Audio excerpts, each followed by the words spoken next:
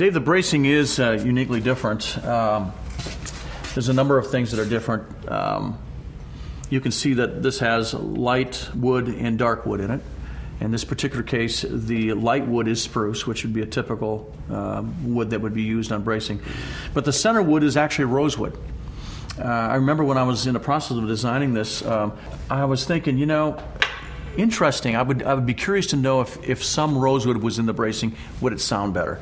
When they make wood blocks, they make them typically they make them out of rosewood. It's very dense. Well, it's very dense and it rings. So I thought that'd be interesting. That'd be interesting to put it into bracing.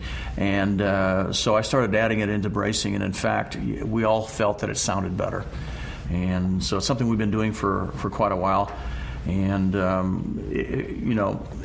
recordings, I guess, prove out. Yeah, speak for themselves. It has something to do with also the sustain of the guitar. They just seem to sustain better.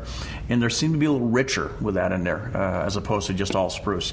Another thing you can see is that the braces in the X positions, they actually don't touch each other. One goes over like a highway, and one goes under, and just like a bridge. Yeah, even these little ones, even these little braces, they go under, and this upper one goes over, and they don't actually touch.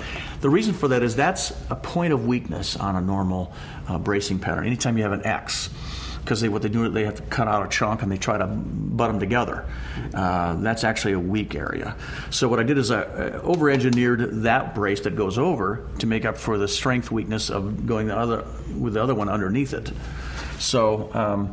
We have a different bracing pattern than typical. It's also done in such a way that each one of these braces is laid into a channel. You can see this light colored wood versus this dark colored wood, right?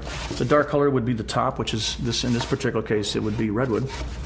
And this light colored wood is spruce that is laid in on top of the redwood before we put the braces in. It's then machined out, and then the grooves where the braces are going to be put are cut into the spruce. Now our braces, instead of just being glued flat, flush onto the top on the inside, they're glued literally into channels. Those channels make for a better bond, and we think that sonically the whole system works better. It's more fluent. Another thing is on the back, which is unique to ours. You'll see that the back braces here all have side braces. And there are a number of guitars that have side braces on their guitars, but ours is unique in the sense that our side braces line up to every one of the back braces, which also line up to every one of the positions of the top braces. So as you fit those together, you realize they all fit and they all line up to the same ending points. What that does is it gets the vibration to travel through the braces, through the back, quicker. If we can get more of that body playing, it's going to sound more stereophonic. The more a sound source comes from one point, the less stereophonic it sounds.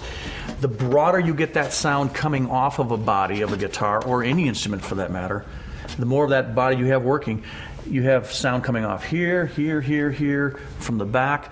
Now you have sound signatures coming off of all parts of the body, hitting your ears and the people who are listening to you at a number of different times, which sounds more stereophonic.